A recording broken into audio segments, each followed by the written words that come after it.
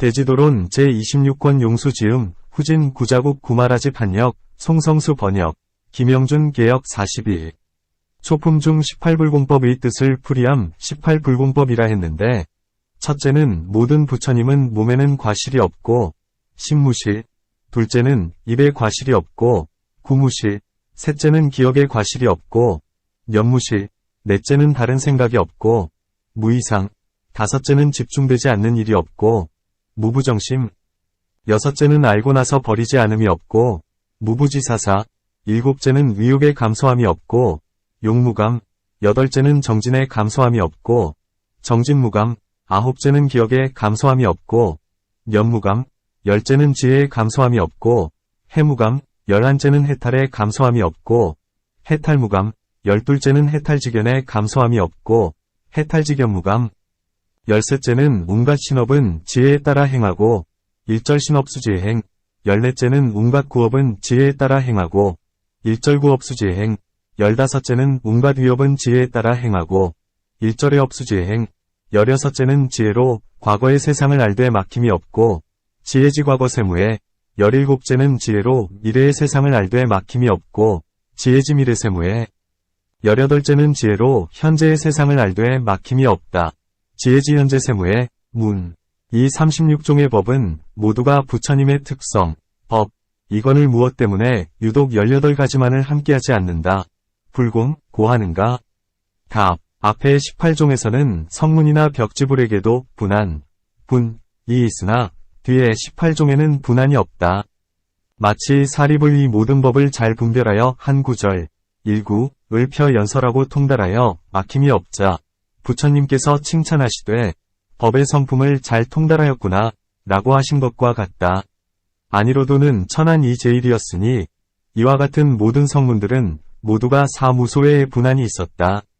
분한이 있다 함은 마치 부처님께서 말씀하시되 제자들 가운데서 사자후로 으뜸가는 이는 바로 빈도라파라타서이다 고 하셨고 사리불도 역시 스스로 맹세하되 나는 밤낮 7일 동안을 한 이치를 펴 연설하면서도 4가지 분별하는 지혜를 다 없어짐이 없도록 한다 고 한 것과 같나니 아라한인 사리불, 목걸련, 불우나, 안한, 가전현 등도 역시 이 뜻, 위, 과 이름, 명자, 과 언어와 요설을 안다.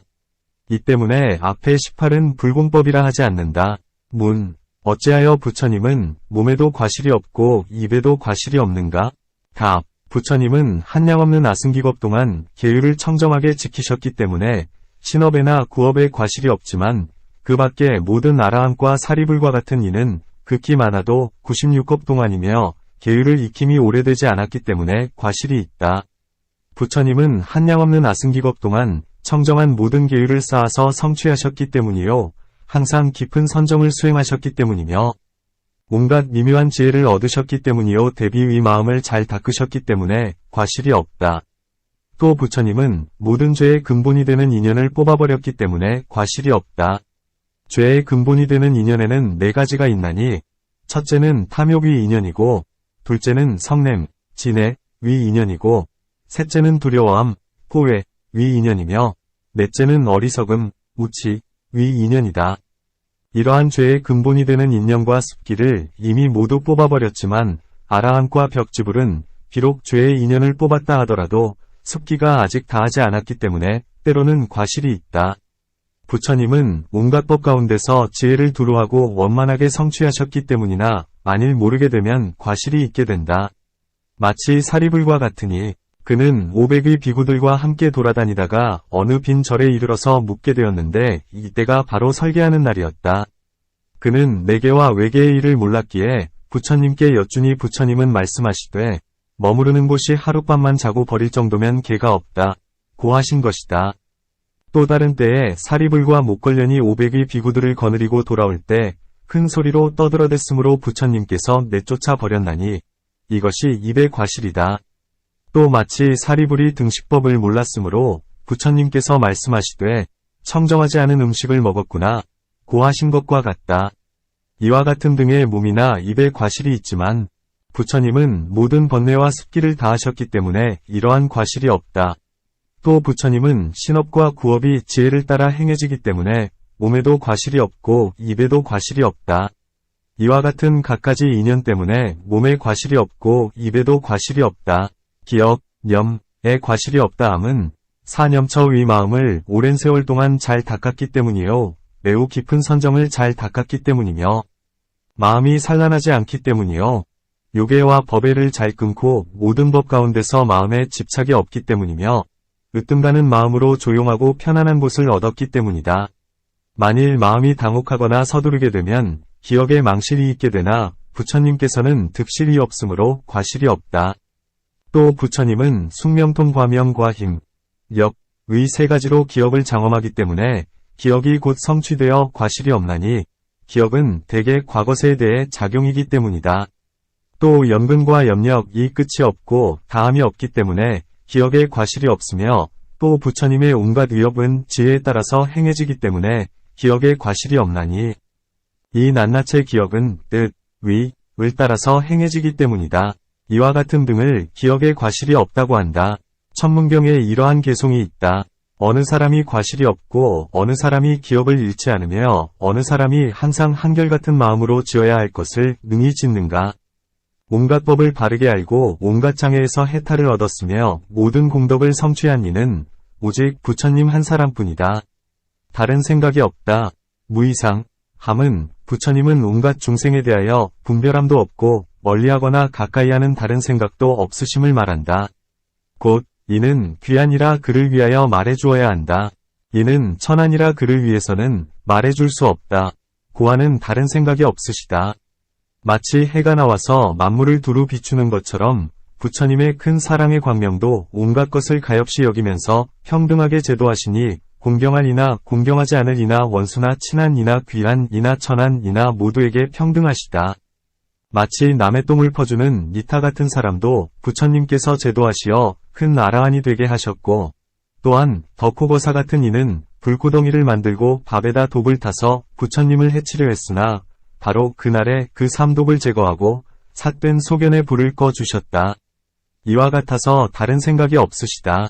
또 부처님은 사리불이나 미륵보살 등의 부처님 법에 순응하여 행하는 이에게도 역시 애착하지 않고 제바달다 나 부루나 같은 육사외도 등의 삿된 소견을 지닌 이들에게도 역시 미워하지 않으셨다. 이는 부처님께서 한량없는 아승기겁 동안에 훈수하셨기 때문이다. 이는 중생안의 보배로서 마치 순금을 변하게 할 수 없는 것과 같다. 또 부처님은 불안으로서 하루낮과 하룻밤 동안 각각 세 때의 온갖 중생들을 관찰하시어 누구라도 제도될 수 있는 자라면 때를 잃게 하지 않겠노라 며 평등하게 중생을 관찰하기 때문에 다른 생각이 없으시다. 또 부처님은 갖가지 인연으로 착한 법은 칭찬하고 갖가지 인연으로 나쁜 법을 꾸짖으시나 역시 착한 것에나 나쁜 것에 대하여 마음이 더하거나 덜함이 없으시다. 다만 중생들을 제도하기 위하여 이러한 분별이 있을 뿐이니 이것이 다른 생각이 없다는 것이다. 또 마치 일체불행경에서의 말씀과 같아서 부처님은 온갖 중생을 마치 당신의 몸처럼 관찰하여 할 일을 다 마치시되 처음도 없고 중간도 없고 마지막도 없나니 이것을 이름하여 다른 생각이 없는 것이라고 한다. 또 부처님은 온갖 중생과 모든 법을 관찰하시면서도 본래부터 나지도 않고 멸하지도 않으며 항상 청정하여 마치 열반과 같은 데에 이르러 계시나니 이것을 바로 다른 생각이 없다고 한다. 또 둘이 아닌 데로 들어간 법문, 불이법문, 이 바로 모든 법의 실상의 문, 실상문이다. 다른 모양, 이상, 이란 그것이 곧 두 가지의 법으로 두 가지 법은 곧 삿된 도, 사도이다. 부처님은 남을 기만하는 특성, 광법이 없는 분이시니 따라서 남을 기만하는 법을 행하시지 않으시어 항상 둘이 아닌 데로 들어가는 법문을 행하신다. 기만하는 법은 곧 다른 모양이다. 이러한 것 등을 일컬어 다른 생각이 없다고 한다. 정 아닌 마음이 없다. 무부정심, 고함은 정은 한마음이어서 산란하지 않는 것, 일심불란을 말한다. 산란한 마음 가운데서는 진실한 일을 볼 수가 없나니 마치 물에 물결이 움직이면 그 수면을 볼 수 없는 것과 같고 마치 바람 속의 등불은 잘 비추어 줄 수 없는 것과 같다. 이 때문에 부처님은 정 아닌 마음이 없다고 한다. 문, 정이란 미도지 내지는 멸진정을 가리키는데 이 정에 들면 신업이나 구업을 일으킬 수 있다. 부처님께서 만일 항상 정에 계시어 정 아닌 마음이 없다면 어떻게 모든 나라를 돌아다니시고 사위애를 갖추시며 대중들을 위하여 갖가지 인연과 비유로 설법을 하실 수 있다는 것인가? 이와 같은 일은 욕계의 메인, 욕계격, 마음이니 범천 세상, 범세에서도 정에 들지 않은 채 이런 일이 가능하다. 답. 정 아닌 마음이 없다 함에는 여러 가지 뜻이 있다. 정이란 항상 마음을 거두어 착한 법 가운데 머무르는 것을 말한다. 부처님은 모든 법의 실상 가운데 마음을 안정시켜 물러나거나 잃지 않는다. 이것을 바로 정 아닌 마음이 없다고 한다. 또한 욕계 가운데 정이 있으니 이 정에 들어가 설법해야 하는 것이다. 그러므로 아비담에서 욕계의 매임에서의 사성종과 사념처와 사정근과 사여의족과 다섯근과 오력과 무쟁삼매와 원지와 사무예지를 말하는 것이다. 이와 같은 묘한 공덕들이 있고 부처님은 욕계의 정에 드셨기 때문에 정 아닌 마음이 없다고 한다. 모든 성문이나 벽지불은 정으로부터 일어나 무기의 마음에 들기도 하고 선한 마음에 들기도 하며 혹은 물러났대 끼는 마음에 들기도 하지만 부처님은 정으로부터 일어나 욕계의 선정에 들어가도 처음부터 마음이 산란할 때가 없나니 이 때문에 정 아닌 마음이 없다고 한다. 또 성문의 법 같아서는 변화된 사람, 화인, 이 법을 말할 때에는 변화한 주인은 말하지 않고 변화한 주인이 말할 때에는 변화된 사람은 말하지 않지만 부처님은 그렇지 않아서 변화된 사람과 변화한 주인도 다 같이 설법할 수 있기에 정의 마음은 당연히 성문, 벽지불과는 다른 것이다. 성문은 정에 들어가면 법을 설하지 않지만 부처님은 정에 계셔도 역시 법을 설하며 또한 유행하기도 하신다. 마치 밀적경의 신밀 가운데 말하기를 모든 부처님의 마음은 항상 정에 있으니 마음도 응당법을 설하셔야 한다. 고함과 같다. 또 산란한 마음의 상태, 법인 모든 번뇌, 결사와 의회 따위는 부처님께서는 전혀 없지만 아라한은 비록 사제에서 의심이 없다 하더라도 온갖 법에 대해서는 곳곳에서 의심이 있다. 부처님은 온갖 법 가운데서 항상 마음이 안정되어 의심이 없으시니 안정되지 못한 부정, 지혜가 없기 때문이다. 또 성문은 모든 번뇌의 습기가 있기 때문이요 물러나는 성향, 법이 있기 때문에 산란하지만 부처님은 일체지의 경지, 일절지처에서 지혜가 원만하기 때문에 산란함이 없다. 마치 병 속에 물이 가득 차 있으면 소리도 없고 움직임도 없는 것과 같다. 또 오직 부처님 한 사람만을 기만하지 않는 법, 불광법이라 한다. 세 가지 견고한 사람 가운데서 맨 위이니 고락의 마음이 다르지 않다. 하나의 모습, 일상, 다른 모습, 이상, 나고 멸하는 모습, 생멸상, 단절되거나 영원한 모습, 단상상, 오거나 가는 모습, 레거상 등 이러한 법의 모습은 모두가 기만하는 법이니 이는 허망하게 화합되어 만들어진 법이기 때문이다. 부처님은 모든 법의 실상 가운데 확고히 서 계시기 때문에 마음이 안정되지 않음이 없고 안정되지 않음이 없기 때문에 마음이 달라지지 않는다. 또 5가지의 불가사위한 법, 오불가사위법 가운데 부처님은 가장 불가사위하다. 이는 바로 18불공법으로 부처님의 깊디 깊은 법의 창고, 법장, 이니 그 누가 헤아릴 수 있겠는가? 이 때문에 부처님에게 정 아닌 마음, 부정심, 없음은 반드시 이와 같아야 하리라. 부처님은 항상 정에 들어가 비록 각관의 거친 마음, 추심이 없다 하더라도 불가사의한 지혜가 있기 때문에 역시 설법하실 수가 있다. 비유하건대 마치 하늘의 악기가 신이 기호에 따라 갖가지 소리를 내면서도 이 악기는 또한 마음이 없고 분별이 없는 것과 같다. 신들은 복덕의 인연 때문에 이 같은 하늘의 악기가 있으니 마음도 없고 분별하는 것도 없으면서 응이 사물에 응하게 되는 것이다. 그러니 하물며 부처님께서는 마음이 있으시거늘 어찌 설법하시지 않겠는가? 이 때문에 부처님에게는 정 아닌 마음이 없다고 한다. 안 뒤에는 버리지 않음이 없다. 무부지기사 했는데 중생에게는 3가지 느낌이 있다. 곧 괴로운 느낌, 고수, 과 즐거운 느낌, 낙수, 과 괴롭지도 즐겁지도 않은 느낌, 불고불낙수, 이 그것이다. 괴로운 느낌에서는 성을 내게 되고 즐거운 느낌에서는 애착을 내며 괴롭지도 즐겁지도 않은 느낌에서는 어리석음을 내게 된다. 이 세 가지 느낌에 있어서 괴로운 느낌은 괴로움을 낳고 괴로움에 머무르면 즐거움이 사라진다. 즐거운 느낌은 즐거움을 낳고 즐거움에 머무르면 괴로움이 사라진다. 즐겁지도 괴롭지도 않은 느낌에서는 괴로운 줄도 모르고 즐거운 줄도 모르게 된다. 다른 사람들은 근기가 둔하기 때문에 대개는 괴로운 느낌과 즐거운 느낌만을 깨닫게 된다. 괴롭지도 즐겁지도 못한 느낌에 대해서는 깨닫지도 알지도 못하면서 버리는 마음, 사심, 많이 있으니 이것을 어리석은 번뇌의 부림을 우사, 받는다고 한다. 부처님은 괴롭지도 즐겁지도 않은 느낌 가운데에서 생각, 이 생겨나고 머물고 멸하는 때를 아신다.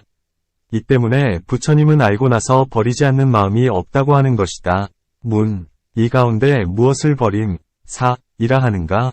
괴롭지도 즐겁지도 않은 그것이 곧 버림인가? 아니면 칠각 가운데 사나 혹은 사무량심 가운데 사를 말하는가? 답. 괴롭지도 즐겁지도 않은 그것이 곧 버림이니 두 곳에서의 사도 역시 버림이다. 왜냐하면 다른 사람들은 괴롭지도 즐겁지도 않은 가운데서는 생각마다 생기는 때와 머무르는 때와 사라지는 때를 깨닫지 못하고 구원의 깨달음을 얻으신 부처님은 생각 가운데 모두 명료히 아시기 때문이다. 칠각지 중에서의 사는 만일 마음이 바르고 등등하면 가라앉지도 들뜨지도 않으면 이때는 마땅히 버려야 한다. 만일 가라앉을 때에는 정진하려는 생각을 하고 만일 들뜰 때에는 마음을 거두려는 생각을 한다.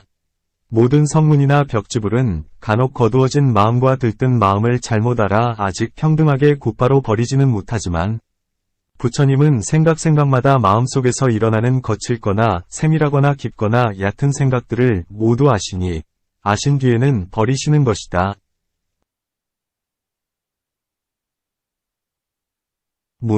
만일 그렇다면 부처님은 무엇 때문에 난타로 인하여 모든 비구들에게 말씀하시되 난타는 모든 느낌에 대해 생겨나는 때를 깨닫고 머무르는 때도 깨닫고 사라지는 때를 깨닫는다. 모든 생각이나 모든 깨달음 역시 그와 같다고 하셨는가? 답. 깨닫는 데에는 두 가지가 있다. 첫째는 마음속을 깨닫는 것이니 괴로운 느낌, 이 생길 때에는 괴로운 느낌이 생긴다는 것을 알고 괴로운 느낌이 머무를 때에는 괴로운 느낌이 머무르는 것을 알고 괴로운 느낌이 사라질 때에는 괴로운 느낌이 사라진다는 것을 알며 즐거운 느낌, 이 생길 때에는 즐거운 느낌이 생기는 것을 알고 즐거운 느낌이 머무를 때에는 즐거운 느낌이 머무른다는 것을 알고 즐거운 느낌이 사라질 때에는 즐거운 느낌이 사라지는 것을 아는 것이다.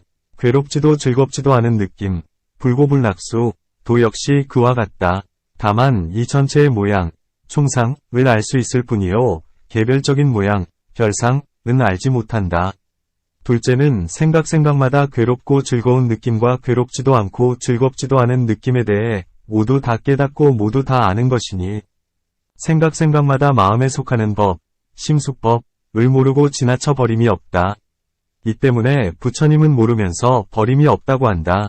또 부처님은 간혹 중생을 버리면서 심히 깊은 선정에 들어가 한 달 또는 두 달을 계시기도 하므로 어떤 사람은 의심하면서 부처님은 중생을 제도하기 위하여 세간에 출연하셨으면서 무엇 때문에 항상 선정에만 드시는가?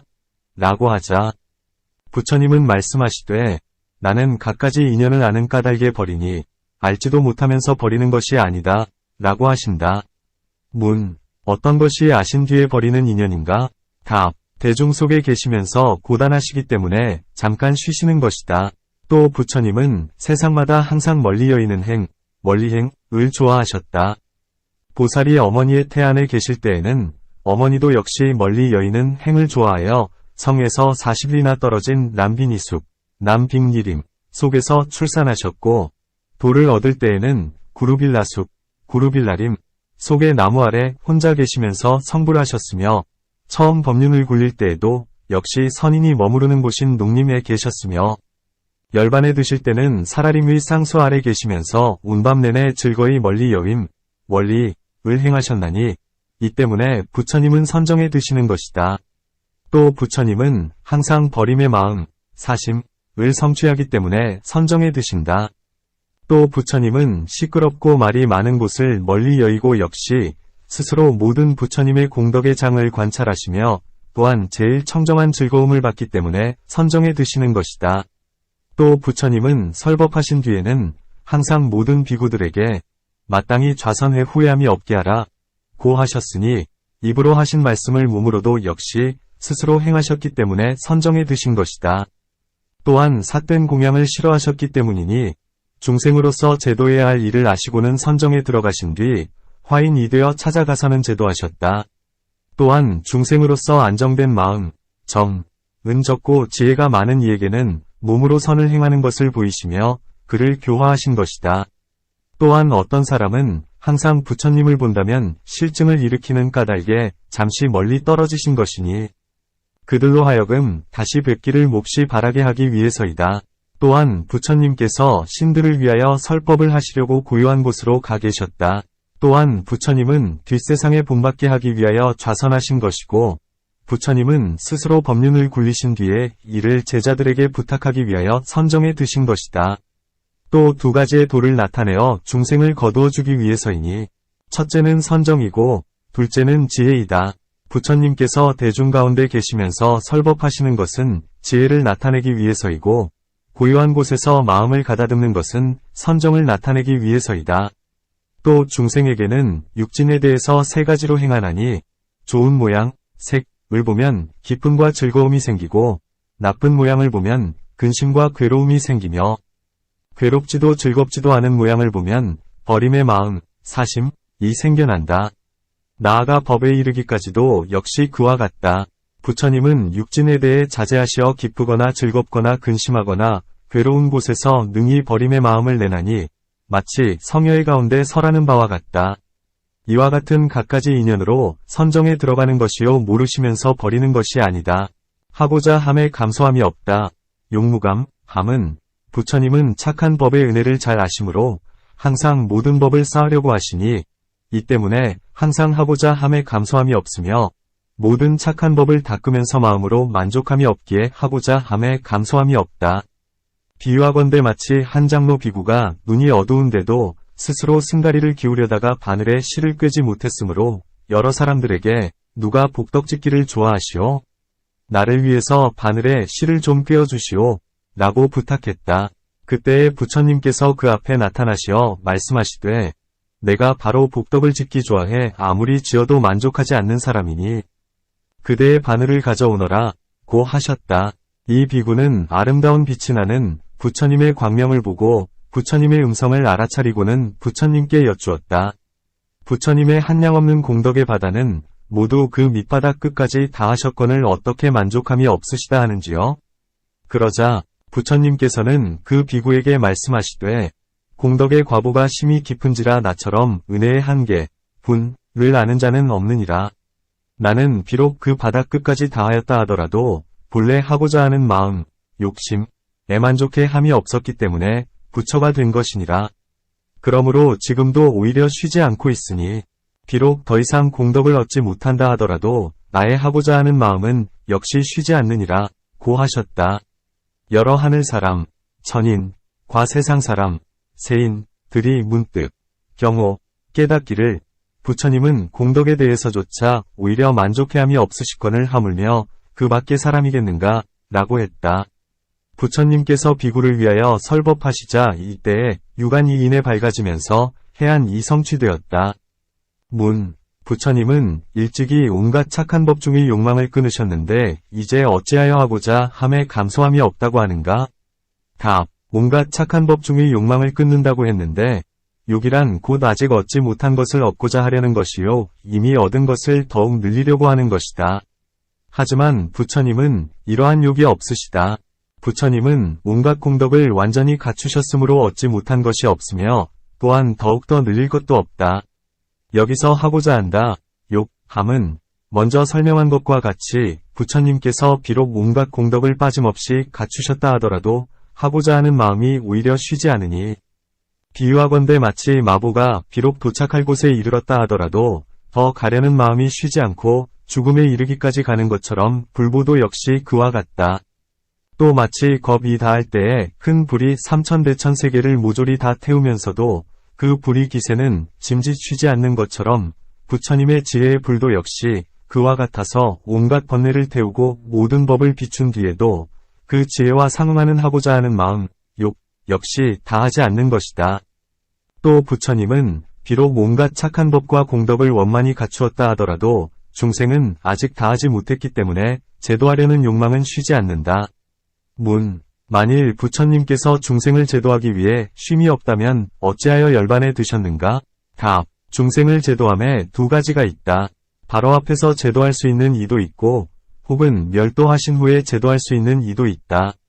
마치 법화경 중에서 약사가 제자들을 위하여 약을 지어 그들에게 주고는 다시 버린다.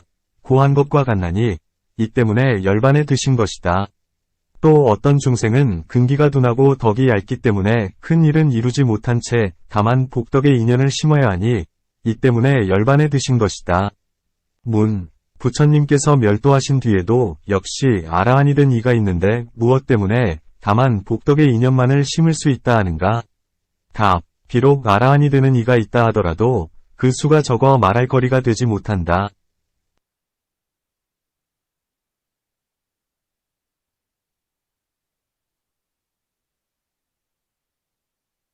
부처님은 한 번 설법하실 때에도 시방에 한량없는 아승기의 중생이 도를 얻었지만 부처님께서 멸도하신 후에는 그렇지 못하다.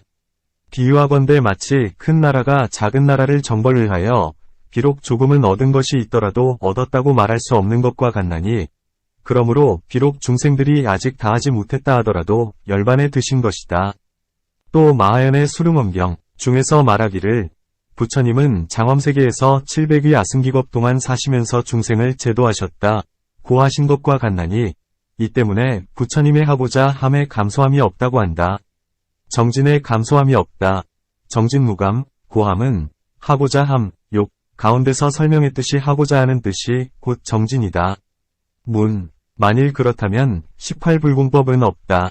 또 하고자 함과 정진은 마음에 속한 법에서도 각각 다른데 어찌하여 하고자 함 그것이 바로 정진이라 하는가? 답. 하고자 함은 처음에 행하는 것이 되고 그 하고 싶어 함이 더욱 잘하게 되므로 정진이라 하는 것이다. 마치 부처님께서 온갖 법은 하고자 함이 근본이 된다. 고 말씀하신 것과 같다. 하고자 함은 마치 사람이 목마를 적에 마실 것을 얻고 싶어 함과 같으며 정진은 마치 인연과 방편으로 마실 것을 구하는 것과 같다. 하고자 함은 마음으로 얻고 싶어 하는 것이요 정진을 그 일을 이루게 하는 것이다. 하고자 함은 위업에 속하고 정진은 삼업에 속하며 하고자 함은 안, 내, 이 되고 정진은 바깥, 외, 이 된다. 이런 것들이 서로의 차이이다. 또 이 정진은 모든 부처님께서 좋아하신 것이니 마치 석가모니 부처님께서 정진의 힘 때문에 국업을 초월하여 신속히 안욕다라삼약삼보리를 얻으신 것과 같다. 또 경에서 말하듯이 어느 때 부처님께서 아난에게 말씀하시되 너는 모든 비구들을 위하여 법을 해설하라. 나는 등이 아프므로 조금 쉬어야겠다. 고 하시고 세조는 울다라승을 네 겹으로 접어서 아래에다 깔고 승가리를 가져다 머리에 베고 누우셨다. 이때에 아난이 칠각의 이치를 설명하면서 정진각의 설명이 미치자 부처님은 놀라듯 일어나 앉으시면서 아난에게 말씀하시되 그대는 정진의 이치를 찬탄하느냐? 고 물으시자 아난은 예, 찬탄하나이다. 고 했다. 이렇게 세 번을 되풀이하시고는 부처님께서 말씀하시되 참으로 훌륭하구나. 정진을 잘 닦으면 곧 안욕다라삼약삼보리를 얻기에 이르느니라. 고 하셨다. 그러니 하물며 그 밖에도 이겠는가. 이런 이치 때문에 부처님의 정진에는 감소함이 없다. 병이 드셨을 때도 오히려 쉬지 않으셨거늘 하물며 병 없으실 때이겠는가. 또 부처님은 중생을 제도하기 위하여 심히 깊은 선정의 즐거움을 버리고 갖가지 몸과 갖가지 언어와 갖가지 방편과 힘으로 중생을 제도하셨다. 때로는 거칠고 험한 길을 지나기도 하고 때로는 거친 음식을 들기도 하며 때로는 추위와 더위를 겪기도 하고 때로는 여러 삿된 힐문이나 나쁜 말이나 욕설을 만나기도 하나 참고받으면서 싫어하지 않으셨다. 불세종께서는 비록 모든 법 중에서 자유자재하다 하더라도 이런 일을 행하실 때는 게으름을 내지 않나니 마치 부처님께서 중생을 제도하신 뒤 살라림 위 쌍수 아래 누워 계실 때에 범지 수발타가 아난에게 말하기를 나는 듣건대 일체지를 지니신 분이 오늘 밤에 멸도하신다 하니 나는 부처님을 뵙고 싶습니다. 고했으나 아나는 말하기를 부처님은 여러 사람들을 위하여 널리 설법하시느라 몹시 피로하십니다. 라며 그를 막았다. 부처님은 멀리서 그들의 말을 듣고 아난에게 말씀하시되 수발타를 들도록 하여라. 그는 나의 마지막 제자이니라 고 하셨다. 수발타는 허락을 받고 들어가서 부처님께 의심하던 것을 물었고 부처님은 그의 뜻에 따라 법을 말씀하시어 의심을 끊게 되자 보를 얻고는 부처님보다 먼저 무효열반에 들어가 버렸다. 모든 비구들은 이것을 보고 부처님께 아뢰기를 심히 희유하나이다. 마지막에 이르러서도 범지를 가엾이 여기시어 함께 말씀을 하셨사옵니다. 고 하자 부처님은 이와 같이 말씀하셨다. 나는 비단 이 세상에서만 마지막에 제도한 것이 아니면 전생에 아직 도를 얻지 못했을 때에도 역시 최후의 순간에 중생을 제도했었느니라.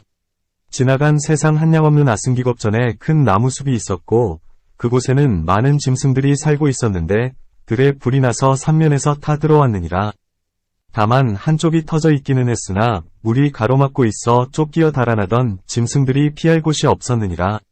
나는 그때 몸집이 크고 힘이 센 사슴이었는데 앞발을 한쪽 기슭에 걸고 뒷발을 또 다른 기슭에 걸어뭇 짐승들로 하여금 등을 밟고 건너게 했으니 가죽과 살이 모두 부셔졌지만 자민의 힘에 필사로 견뎌냈느니라. 마지막에 토끼 한 마리가 왔을 때엔 기력은 이미 다했지만 억지로 힘을 내어 참으면서 그를 건너가게 하고는 등이 부러지면서 물에 떨어져 죽었느니라. 이런 일은 오래전부터 있었으니 비단 오늘만의 일은 아니니라. 앞서 건너간 짐승들은 바로 지금의 모든 제자들이요 맨 마지막에 한 마리 토끼는 바로 지금의 수발타이니라. 부처님은 세상에서마다 즐겁게 정진을 하셨고 지금까지도 오히려 쉬지 않으신다. 이 때문에 정진에 감소함이 없다고 한다. 기억에 감소함이 없다. 면무감, 고함은 3세의 모든 법에서 온갖 지혜와 상응하기 때문에 기억이 만족되어 소멸하는 일이 없다. 문, 앞에서 이미 기억에 과실이 없다. 면무실, 고했고 여기에서는 또 기억에 감소함이 없다고 하고 있다. 기억에 과실이 없다는 것과 기억에 감소함이 없다는 것은 동일한 것인가, 다른 것인가? 만일 동일한 것이라면 무엇 때문에 거듭 말하며 만일 다른 것이라면 어떠한 차별이 있는가? 답, 기억에 대한 과실, 염실, 은 착오를 말하고 감소란 미치지 못한 것, 불급을 말한다. 기억에 대한 과실은 위위로서의 숙이고 우러르고 가고 오고 하는 법 가운데서 기억을 상실하는 것이며 감소함이 없다 함은 선정과 신통에 머무르는 기억이 과거 세상이나 현재의 세상에서 통달하여 막힘이 없다는 것이다. 문, 무엇 때문에 기억에 감소함이 없는 것이 유독 부처님의 특성, 불법인가? 답, 성문과 벽지불도 사념처에 잘 머물기 때문에 기억이 견고하기는 하다. 기억이 비록 견고하다 하더라도 아직은 감소나 막힘이 있어서 통달하지는 못한다. 마치 숙명지력에서의 설명과 같아서 성문이나 벽지불이 전생일, 숙명을 기억하는 것이 극히 많다 해도 팔만 겁임으로 광대함에 있어서는 모자람, 감이 있으며 또한 견제도에서도 생각마다 분별하지는 못한다. 그러나 부처님은 생각하는 가운데 모두 세 가지 모양, 삼상을 분별하시며 부처님의 마음은 어느 한 법도 기억하지 못함이 없나니 이 때문에 유독 부처님만이 기억에 감소함이 없다. 또 숙명지력에서는 기억을 따라 알고 부처님은 이 가운데 힘이 있으시다. 성문이나 벽지불조차도 오히려 이런 기억에 힘이 없건을 하물며 그 밖의 사람이겠는가. 또 부처님은 일체지와 무의 탈로서 기억을 수호하시나니 이 때문에 감소함이 없다. 이와 같은 인연들 때문에 부처님의 기억에는 감소함이 없는 것이다. 지혜에 감소함이 없다.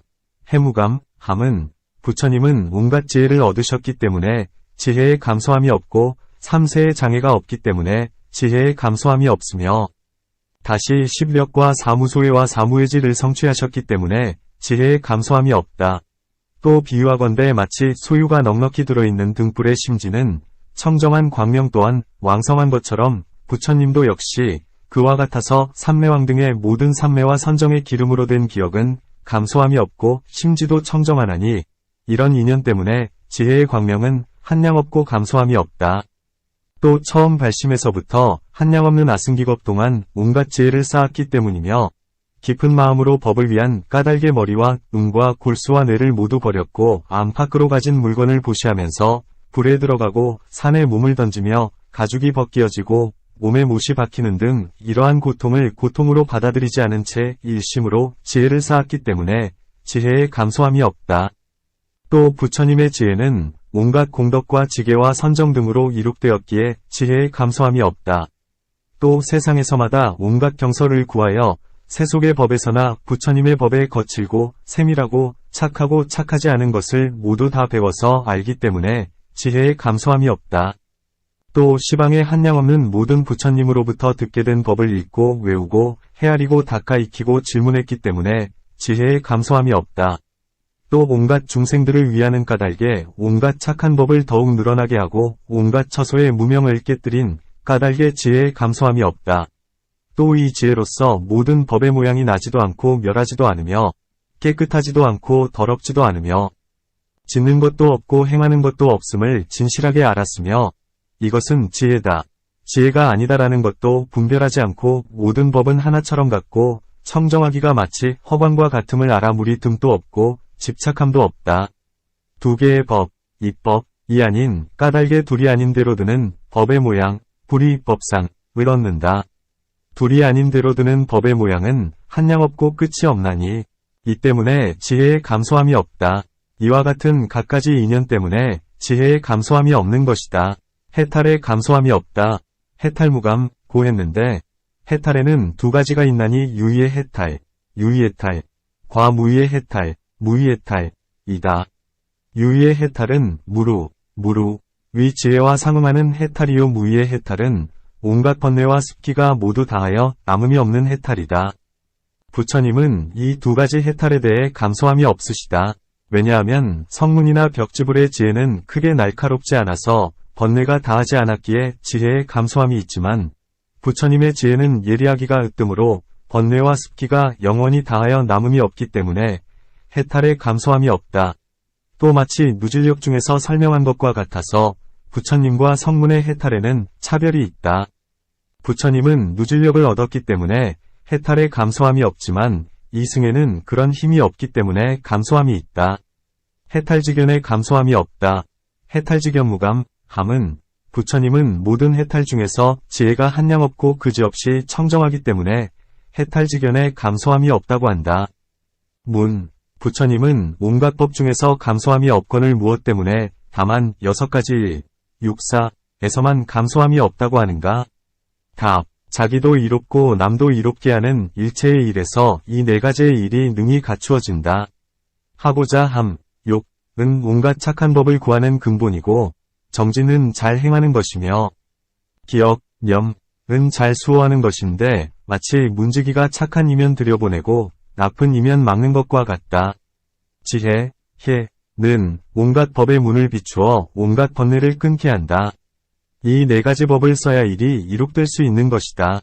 이 4가지 법의 과보에는 2가지가 있나니 첫째는 해탈이고 둘째는 해탈지견이다. 해탈의 뜻은 먼저 설명한 것과 같다. 해탈지견이라 함은 이 해탈지견으로서 이 2가지 해탈의 모양인 유의, 무의의 해탈을 알고 모든 해탈의 모양을 알게 된다. 이른바 시해탈과 불시해탈과 해해탈과 구해탈과 괴해탈과 불괴해탈과 여덟해탈과 불가사의해탈과 무해해탈 등이다. 모든 해탈의 모양이 견고하고 견고하지 않음을 분별하는 것을 해탈지견에 감소함이 없다고 한다. 마치 연불 가운데에서 부처님은 오무학중을 성취함을 설명한 것과 같나니 해탈지견은 이 가운데서 자세히 설명되어야 하리라. 해탈지견이란 다만 아는 것, 만을 말하거늘 무엇 때문에 다시 본다. 는 것을 말하는가? 답. 안다고 말하고 본다고 말하면 그 일이 더욱 견고하게 된다. 비유하건대 마치 2개의 줄이 합해 하나가 되면 더욱 견고한 것과 같다. 또 만일 안다고만 말하면 온갖 지혜를 포섭하지 못하니 마치 아비담에서 말한 것과 같다. 지혜에는 3가지가 있나니 알면서도 본 것이 아닌 것, 지비견, 보면서도 알지 않는 것, 견비지, 알기도 하고 보기도 하는 것, 역지역견이 있다. 알면서도 본 것이 아니라 함은 진지와 무생지와 오식과 상응하는 지혜이다. 보면서도 알지 않은 것이라 함은 8인과 세간의 바른 소견, 정견, 과 5가지 삿된 소견, 오사견이며 알기도 하고 보기도 한다 함은 그 밖에 나머지 모든 지혜이다. 만일 안다고 말하면 보는 것이 포석되지 않고 만일 본다고 말하면 아는 것이 포석되지 않나니 이 때문에 알고 보는 것, 견을 말한다면 완전히 갖추어지게 되는 것이다. 또 남을 조차 읽고 외고 헤아리고 분별하는 이것을 안다고 하고 자기 자신이 몸소 얻고 깨닫는 이것을 본다고 한다. 비유하건대 마치 귀로 그 일을 들었으나 아직도 위심이 있으면 그것을 안다고 하고 자신이 몸소 보았고 똑똑히 알면서 위심이 없으면 이것을 보았다고 하는 것과 같다. 해탈에서의 직연도 역시 이러한 차별이 있다.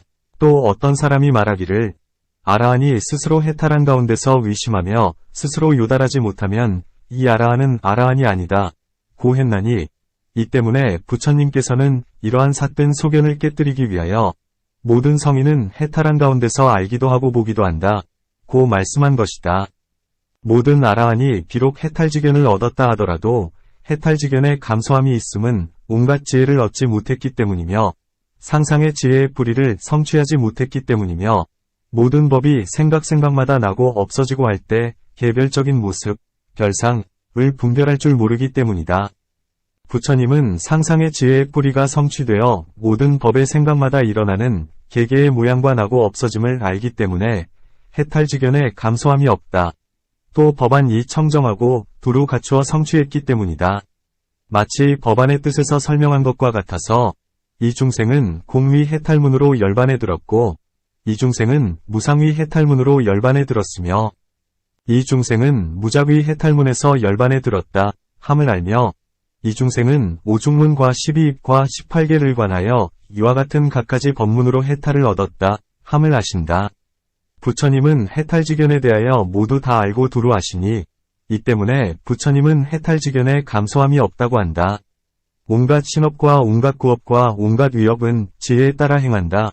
수지행 함은 부처님은 온갖 신업과 구업과 위업을 먼저 아시고 그런 뒤에야 지혜에 따라 행한다는 것이다.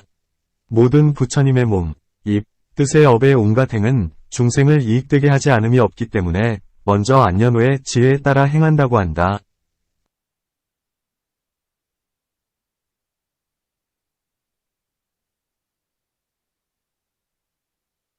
마치 경에서 설명한 것과 같으니 모든 부처님은 내쉬는 숨과 들이쉬는 숨에 이르기까지도 중생을 이익되게 하는데 하물며 신업, 구업, 위업을 일부러 지으면서 이익되지 않게 하겠는가.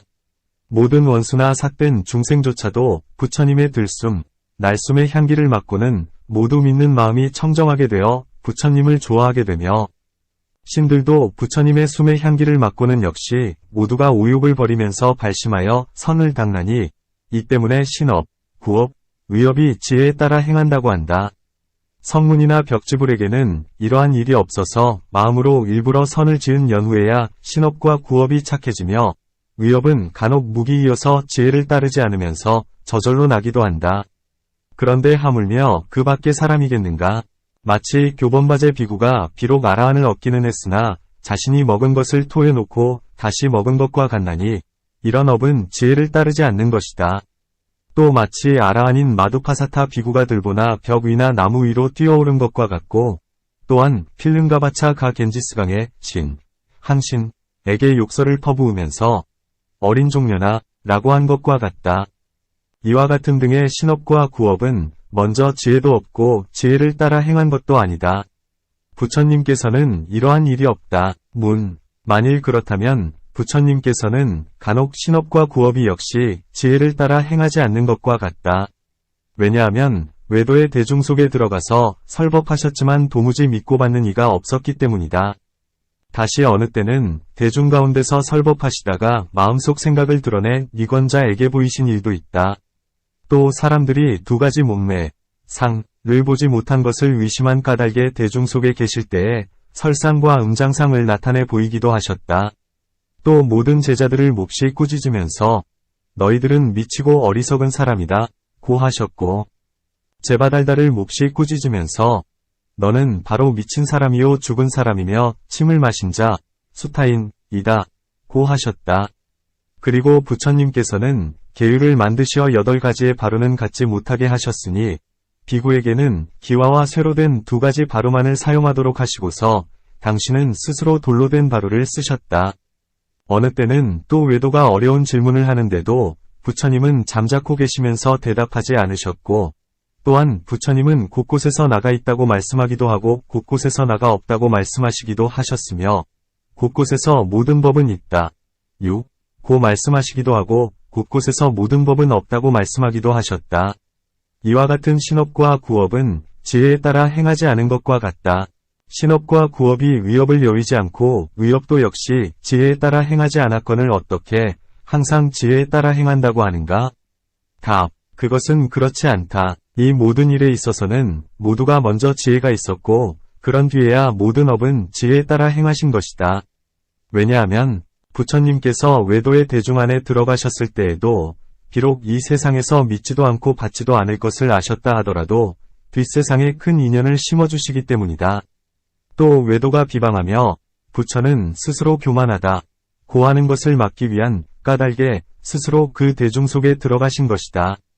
다시 외도들은 비방하기를 부처는 스스로 큰 자비로 두루 온갖 중생을 제도한다 하면서도 다만 자기의 내무리를 위해서만 설법할 뿐이다. 우리들도 역시 출가해서 도를 구하고 있거늘 우리들을 위해서는 설법하지 않는다. 고함을 막기 위해서이다. 다시 이 경과 같은 경우는 부처님께서 외도의 대중 속으로 가서 설법하시는데 믿어받지 않은 것이라고 말할 수도 없다. 부처님은 멀리서 외도들이 크게 모여서 높은 소리로 논의하는 것을 보시고 다른 데를 가시려 하다가 되돌아와 그곳으로 나아가자 논의사들은 멀리서 부처님께서 오시는 것을 보고 스스로 그 대중들에게 말하기를 그대들은 모두 잠자코 있으라. 부처는 고요한 것을 좋아하는 사람이라 그대들의 조용한 것을 보면 혹 이곳으로 올지도 모른다 고 하였으므로 대중들은 잠자코 있었던 것이다. 부처님은 대중에게로 가셔서 바라문의 3가지 진리, 바라문 3체를 말씀하셨는데도 외도들은 모두가 잠자코 있었으므로 부처님은 미친 사람들이 모두가 악마에 가리워져 있구나. 이 법은 미묘하거늘 어느 한 사람도 시험삼아 제자 삼을 자가 없구나 라고 생각하셨다. 이렇게 생각하신 뒤 자리에서 일어나 떠나셨다. 이때 사람들은 악마의 가림이 떠나게 되자 곧 생각하기를 우리들은 묘한 법을 얻어들었거늘 어떻게 스스로의 이익을 도모하지 않겠는가 라고 하고 곧 모두가 부처님께로 와서 부처님의 제자가 되었고 도를 얻어서 괴로움을 여인 것이다. 또 외도의 제자들은 그들의 스승을 어려워했기 때문에 감히 부처님께로 오지 않았다.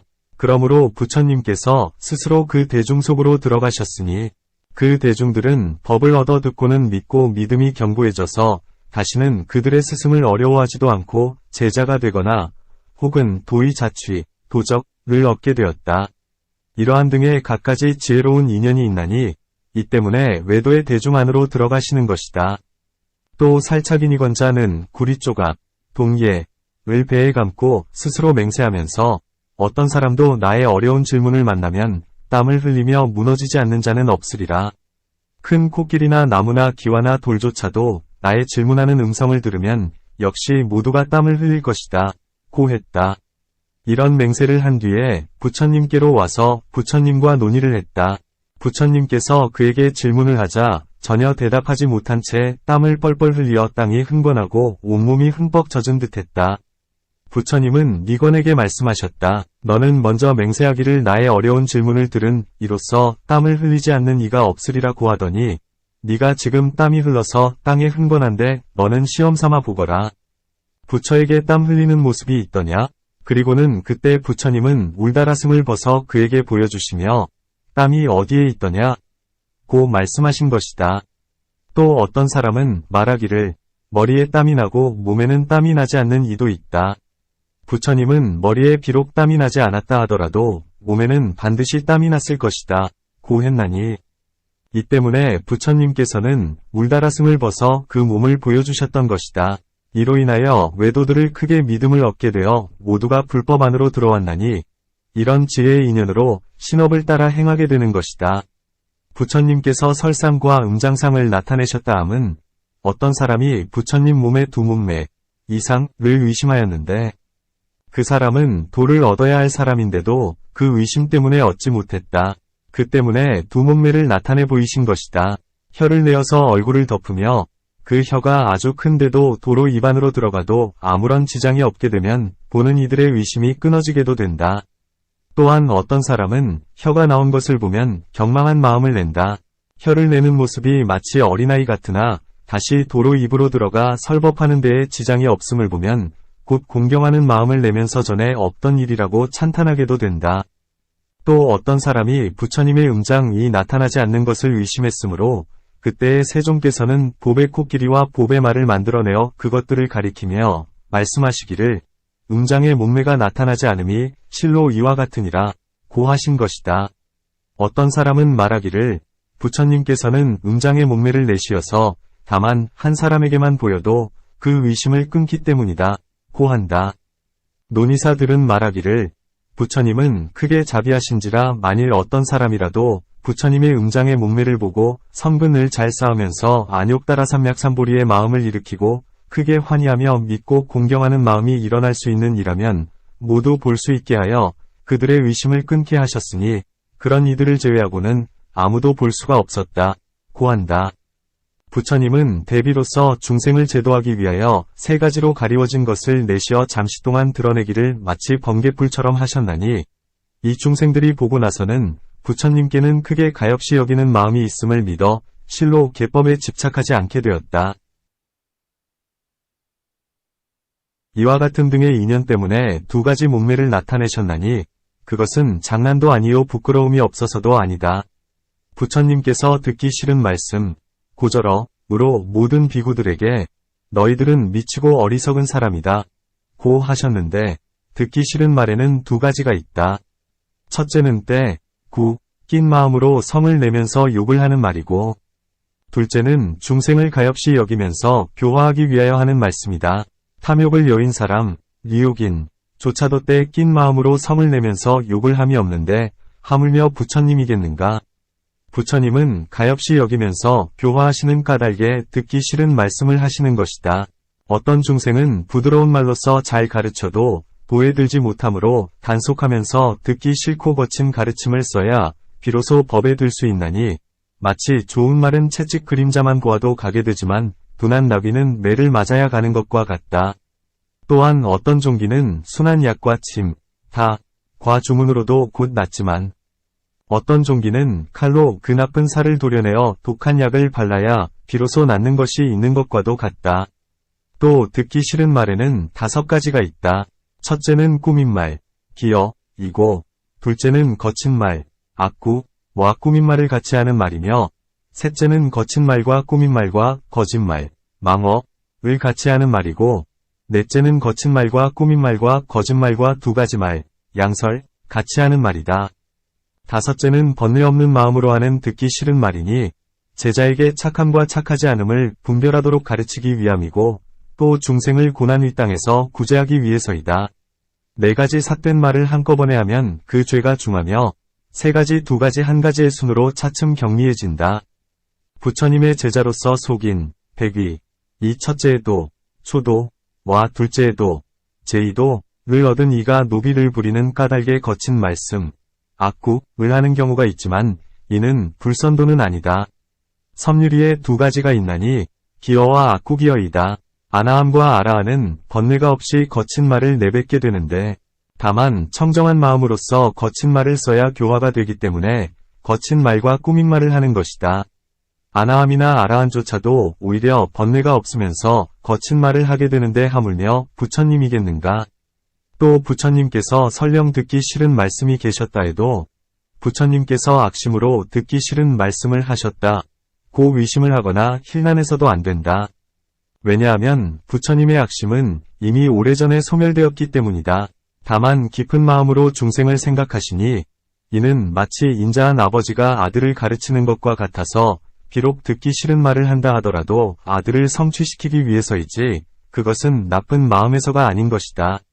부처님은 아직 삼독을 다하지 못한 보살로 계실 때 찬제라는 이름의 선인이었던 적이 있는데 악독한 왕에게 자신의 귀와 코와 손발을 잘리면서도 악심을 일으키거나 거친 말을 하지도 않았었다. 그때에 아직 도를 얻지 못했으면서도 오히려 나쁜 마음이 없었다. 그러니 하물며 안욕따라 삼약삼보리를 얻고 삼독이 이미 다하여 온갖 중생에 대하여 큰 자비를 구족하셨거늘 어떻게 부처님께서 악심으로 듣기 싫은 말씀을 하셨다고 위심하겠는가? 또 부처님께서 만일 미치고 어리석은 사람이다 라고 하셨다 해도 그것은 부드러운 말씀이요 진실한 말씀이다.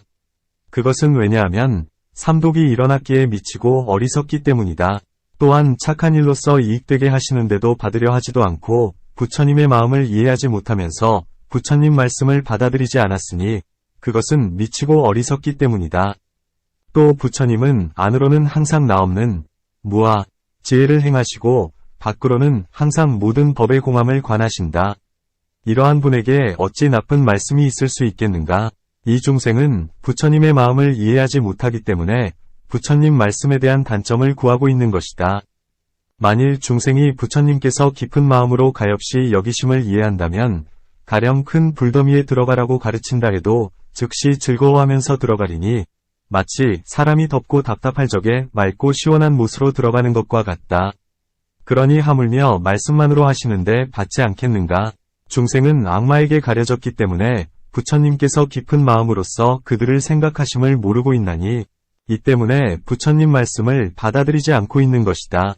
그러므로 부처님께서 너희들은 바로 미치고 어리석은 사람이다 라고 하신 것이다. 또 어떤 사람은 듣기 싫은 말씀을 들어도 이내 기뻐하면서 말하기를 친히 나를 사랑하기 때문에 이런 말씀을 하신다 고 하나니 이 때문에 부처님께서는 미치고 어리석은 사람이다 고 하신 것이다.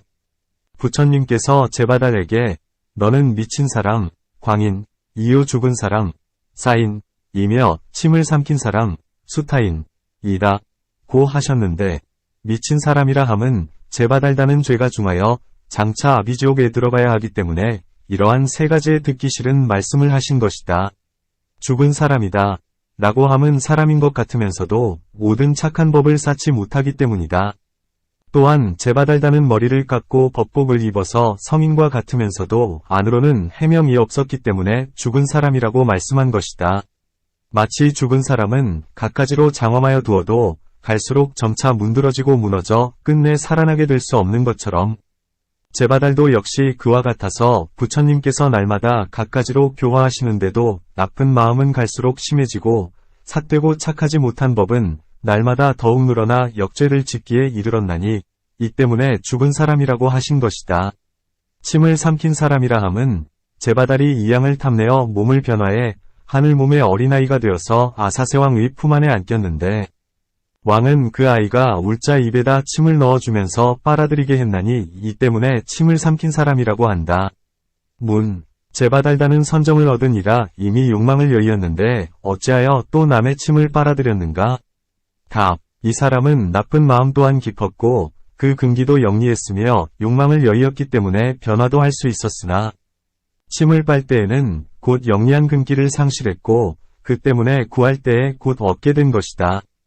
그러므로 침을 빤 사람이라 하신 것이다. 미치광이의 뜻은 앞에서 설명한 것과 같다. 또 제바달다는 부처님께 아뢰면서 부처님께서는 이미 늙으셨습니다. 언제나 고요한 데를 좋아하시니 숲속으로 들어가셔서 선정이나 스스로 즐기십시오. 승가, 승는 나에게 맡기십시오. 라고 했으나 부처님께서는 말씀하시되 사리불이나 목걸련 등의 큰 지혜가 있고 착하면서 부드럽고 청정한 사람들에게조차도 오히려 승가를 맡기지 않는데 하물며 너 같은 미친 사람이요 죽은 사람이며 침을 빠른 사람이겠느냐 고 하셨다. 이와 같은 등의 인연 때문에 부처님은 모든 법에서 비록 집착함이 없다 하더라도 교화하기 위하여 짐짓듣기 싫은 말씀을 하시는 것이다. 부처님께서 비구들에게 8가지의 바로는 쓰지 못하게 하셨다 함은 금과 은 등으로 만든 보배의 바로는 보물이라 사람들이 탐을 내기 때문이고 얻기 어렵기 때문이며 탐착하기 때문에 이런 보물을 가지는 것을 허락하지 않으셨다. 또 손으로 이름 있는 보물을 들지도 못하게 하고 또한 설령 청정한 보시, 정시에서 얻은 것이라도 쌓아두지 못하게 하셨나니 값이 나가는 것을 귀히 여기지 않았기 때문이다. 나무바루는 때가 끼고 기름때가 묻어 깨끗하지 못하기 때문에 가지지 못하게 하셨다. 세 가지의 바루는 이러한 일이 없다. 문. 기와바루나 쇠바루도 역시 모두 때가 묻음으로 나무바루와 다름이 없는데 무엇 때문에 가지게 하셨는가? 답. 기와바루나 쇠바루도 굽지 않은 것이면 역시 허락하지 않으셨다. 구웠으면 때나 기름때가 묻지 않기 때문이다. 돌, 석에는 거칠은 것과 미세한 것이 있다. 미세한 것은 역시 때가 끼거나 기름때가 묻지 않으므로 세종께서 스스로 지니셨다. 비구에게 돌바루를 갖지 못하게 한 까닭은 그것이 무거웠기 때문이다. 부처님은 전 먹을 때의 힘도 1만 마리의 흰 향상을 이겨낼 수 있었기 때문에 무겁다고 여기지 않으셨으나 힘없는 비구들을 사랑하고 가엾이 여기셔서 허락하지 않으신 것이다.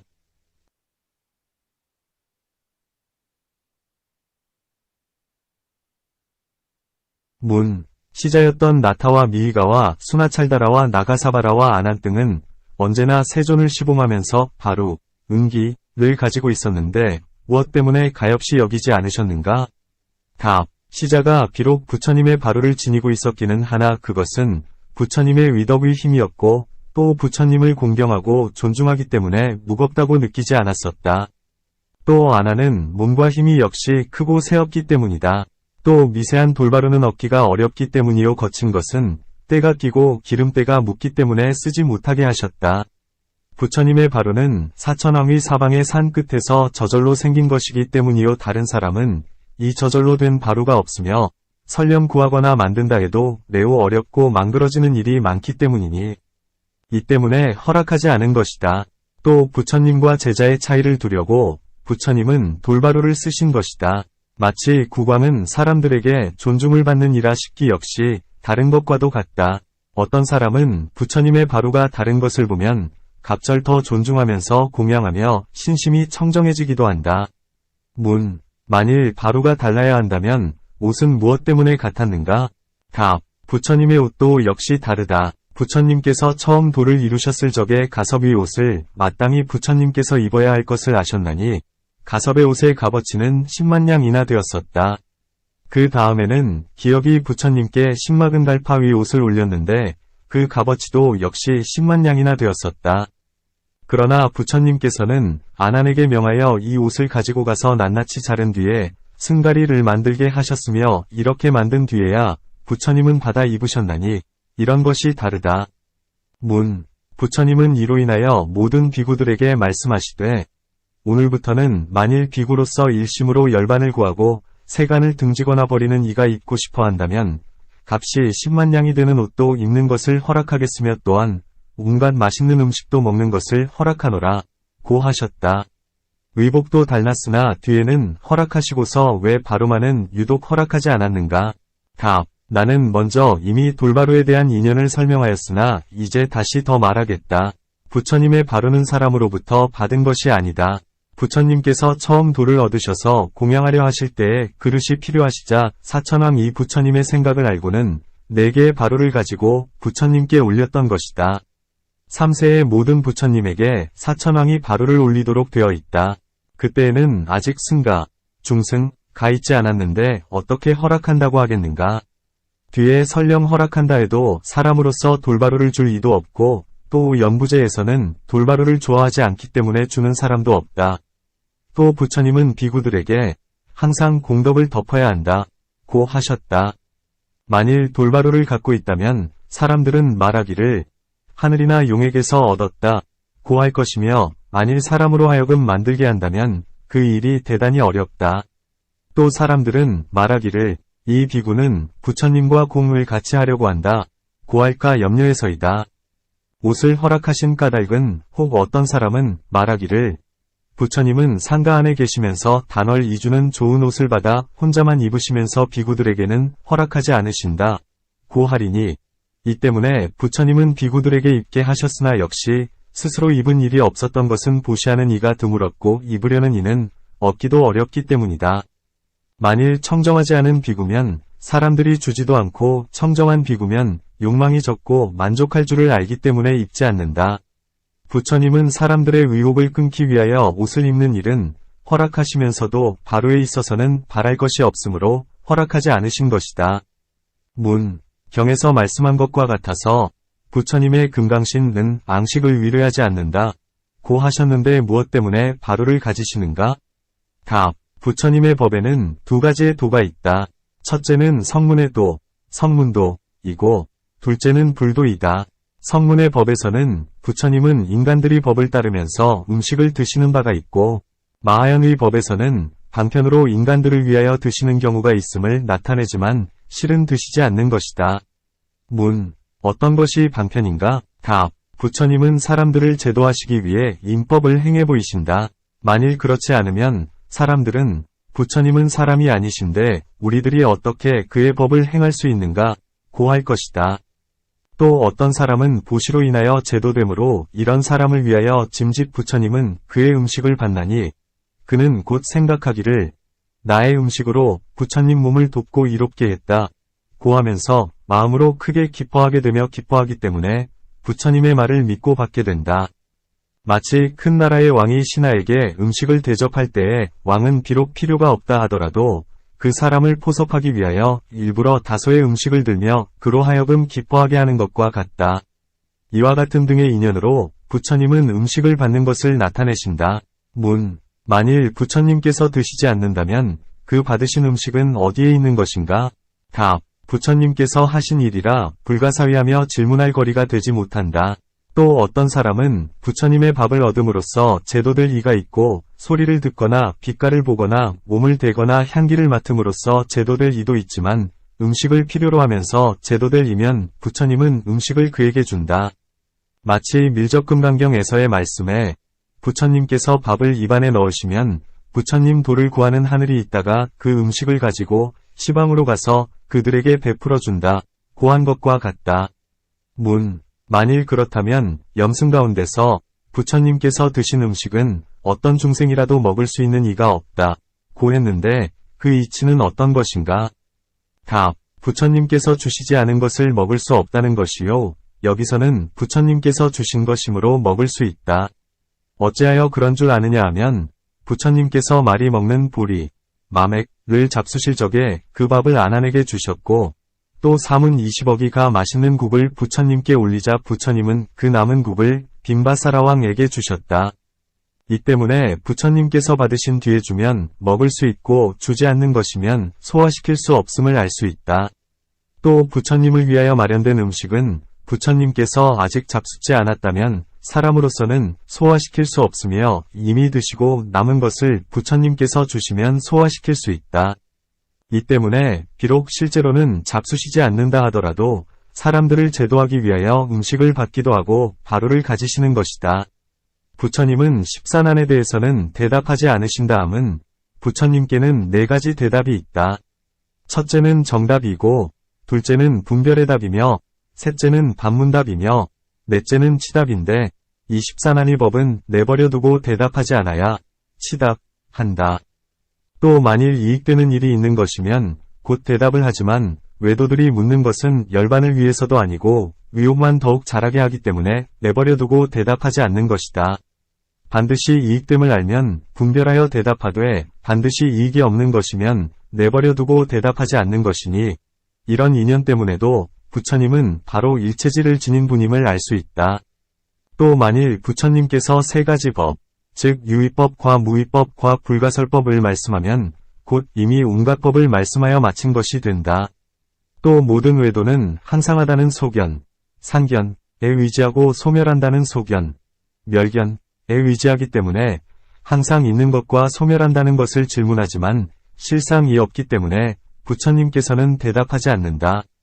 마치 외도의 소견은 항상하다는 모양, 상상, 과 항상함이 없다는 모양, 무상상, 과 같아서 이러한 일이 없다. 왜냐하면 외도는 모양을 취하면서 집착하는데 이것은 곧 항상하다는 것과 소멸한다는 것이기 때문이다. 그러나 부처님은 비록 항상 있고 항상 없는 모양을 말씀하신다 하더라도 다만 다스리기 위해서만 이용하기 때문이다.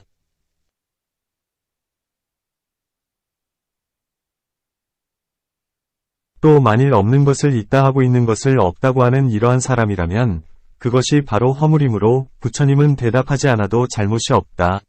마치 해가 천하를 비출 때에 높은 것을 낮게 하고 낮은 것을 높게 할 수는 없고 다만 환히 나타나게 할 뿐인 것과 같다. 이처럼 부처님 역시 모든 법을 조작함이 없고 모든 법이 있으면 있다고 말씀하고 없으면 없다고 말씀하시나니 마치 태어나는 생, 것은 늙어 죽는 로사, 것의 인연이 되고 나아가 무명은 모든 행위, 항, 위 인연이 되는 것과 같다. 부처님께서 계시거나 부처님께서 계시지 않거나 간의 이 인연법은 서로 이어지면서 항상 세간에 있는 것으로 모든 부처님께서 세간에 출현하셔서 중생들을 위하여 이 법을 드러내 보였을 뿐이다. 또 만일 항상하다거나 소멸한다는 것을 대답하게 된다면 허물이 있게 된다. 마치 성녀나 황문 위 아이가 키는 크고 작은지 살은 검고 흰지를 물은 것과 같나니 이러한 질문에는 대답하지 않아야 한다. 14난도 역시 그와 같아서 다만 항상 있는 것과 소멸하는 것을 근본으로 삼아 짐짓 묻는 것이라면 항상 있는 것과 소멸하는 것은 없기 때문에 부처님은 대답하지 않으신다. 이와 같은 갖가지 인연 때문에 부처님이 14난에 대하여 대답하지 않으셔도 허물이 없다. 부처님은 곳곳에서 나가 있다. 유아, 고 말씀하고 곳곳에서 나가 없다. 무아, 고 말씀하신 다음은 만일 사람이 부처님 법의 이치를 이해하고 임시로 붙인 이름, 가명, 임을 아는 이면 나가 있다고 말씀하시고 만일 사람이 부처님 법의 이치를 이해하지도 못하고 가정으로 붙인 이름임을 알지 못한 이면 그에게는 나가 없다고 말씀하신다. 또 부처님은 중생으로서 아주 없다는 소견, 단멸견에 떨어지려고 하는 이를 위해서는 나가 있고 세상의 죄와 복을 받는다 고 말씀해 주시고 만일 사람이 항상하다는 소견, 산견에 떨어지려고 하는 이면 그에게는 나가 없고 짓는 이와 받는 이도 없으며 이 오중 위 임시 이름, 가명을 여의면 다시는 하나의 법도 자제하는 것이 없다 고 말씀해 주신다. 문, 만일 그렇다면 어떤 것이 진실한 것인가? 답, 나가 없는 것이 바로 진실이다. 마치 법인 중에서의 설명과 같아서 온갖 짓는 법은 무상하고 온갖 법에는 나가 없으며 고요히 사라짐이 바로 안온한 열반이니 이 법인을 모든 법의 실상이라고 한다. 만일 사람의 성분이 아직 성숙되지 못하고 지혜가 영리하지 못하면 부처님께서는 그에게 나가 없다 하는 깊은 법을 말씀해 주시지 않으시니 만일 그에게 말씀하게 되면 그 중생은 곧 아주 없다는 소견에 떨어지고 만다. 문, 만일 그렇다면 가섭의 질문에서 부처님께서 말씀하시되 나가 있다는 이것도 바로 한편으로 치우친 소견이요 나가 없다는 이것도 바로 한편으로 치우친 소견이니 이 두 가지 치우친 소견을 여의어야 중도라 한다 고 하셨는데 지금 어찌하여 나가 없는 것이 바로 진실이요 나가 있다는 것은 방편을 위한 말씀이라고 하는가? 답, 나가 없다는 설명에는 두 가지가 있다. 첫째는 나가 없는 모양을 취하면서 나 없는 데에 집착함이고 둘째는 나를 깨뜨리면서 취하지 않고 나 없는 데에도 집착하지 않음이다. 앞에 나 없음은 바로 치우친 소견이고 뒤에 말한 나 없음은 바로 중도이다. 또 부처님께서 말씀한 나가 있고 나가 없는 것에는 두 가지의 인연이 있다. 첫째는 세 속에서 쓰는 말이기 때문에 나가 있는 것이고 둘째는 으뜸가는 실상에서 쓰는 말이기 때문에 나가 없는 것이다. 이와 같으므로 나가 없다고 말씀하면은 허물이 없다. 문, 부처님께서는 곳곳에서 모든 법이 있다고 하시고 곳곳에서 모든 법이 없다고 하셨다. 있다 없다 하는 것을 따로따로 말씀하지 않아야 한다. 있으면 곧 그것이 나가 있는 것이요 없으면 곧 그것이 나가 없는 것인데 무엇 때문에 다시 말씀하는 것인가? 답, 그렇지 않다. 부처님의 법에는 두 가지의 공이 있다. 첫째는 중생의 공, 중생공이고 둘째는 법의 공, 법공이다. 나가 없다고 말함은 중생의 공을 보이는 것이고 내 것, 아소이 없다고 말함은 법의 공을 보이는 것이다. 나가 있다고 말하는 것은 임시로 붙인 이름, 가명, 임을 알고 나에 집착하지 않는 이에게 보이는 것이고 나가 없다고 말함은 오중 가운데서 나의 모양에 집착하는 이에게 이 집착하는 나를 깨뜨리기 위하여 말하는 것이다. 다만 오중은 무상하고 괴롭고 고, 나가 없고 무아, 고요히 사라진 정멸, 열반이 있을 뿐이니 이것을 있다, 유, 고 하는 것이다. 또 두 가지의 아주 없다는 소견, 단견이 있으니 첫째는 뒷세상이나 죄와 복과 괴로움과 즐거움을 받는 것이 없다고 하는 자를 위해서는 나도 있으며 지금의 세상으로부터 뒷세상까지 죄와 복의 과보를 받는다. 고 말해준다. 둘째는 온갖 법은 모두가 공하여 없다고 집착하는 것은 삿된 소견이니 이런 중생을 위해서는 온갖 법, 즉 유의, 무의의 법이 있다고 말해주는 것이다. 또 크게 영리한 근기가 아닌 중생에게는 그를 위하여 나가 없다고 말하며 근기가 영리하고 지혜가 깊은 중생에게는 모든 법은 처음부터 끝까지 공하다고 말하는 것이다. 왜냐하면 만일 나가 없다 하면 곧 모든 법을 버리게 되기 때문이다. 이러한 개송이 있다. 만일 나가 없음을 분명히 아는 이러한 사람이 있다고 하면 있다는 법을 들어도 기뻐하지 않고 없다는 법을 들어도 근심하지 않는다. 나를 말하는 것은 온갖 법이 위지할 처소요. 만일 나가 없다고 말한다면 온갖 법이 위지할 데가 없다는 것이다. 또 부처님의 법은 두 가지로 설명한다. 만일 분명하게 말하자면 온갖 법들이 공이라 할 것이요 만일 방편으로 말하자면 나가 없다고 말할 것이니 이 두 가지 설법은 모두가 반야바라밀 위 모양 안에 들어간다. 이 때문에 부처님은 경에서 말씀하시되 열반으로 나아가는 길은 모두가 동일한 방향이요 다른 길이 없다. 고 하셨다. 또 나가 있고 법이 있다 함은 대개가 제가자를 위한 것으로 부모와 죄복과 크고 작은 업보가 있다고 말해준다. 그것은 왜냐하면 집에 있는 사람들은 대부분 열반을 구하지 않기 때문이요 뒷세상에 과보에 집착하기 때문이다. 출가한 사람들을 위해서는 거의 모두 나가 없고 법이 없음을 말해준다. 그것은 왜냐하면 출가한 사람은 대부분 열반을 향하기 때문이요 열반을 구하느니라 온갖 법을 받지 않기 때문이니 저절로 사라지는 그것이 바로 열반이다. 또 어떤 사람은 신근 등의 모든 근이 아직 성취되지 못했기 때문에 먼저 소득이 있는 것을 구하고 그러한 뒤에야 버리게 되므로 이런 사람들을 위하여 부처님은 모든 착한 법이 모든 나쁜 법을 버린다. 고 말씀하신다. 또 어떤 사람은 신근 등의 모든 근이 성취된 까닭에 모든 법에서 소득이 있는 것을 구하지 않고 다만 나고 죽는 길을 멀리 여윗길을 구하게 되므로 이런 사람들을 위하여 부처님은 모든 법은 공하여 아무것도 없다. 고 말씀하신다.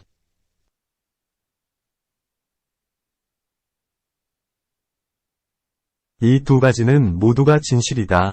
마치 무명지는 길 수도 있고 짧을 수도 있는 것과 같다.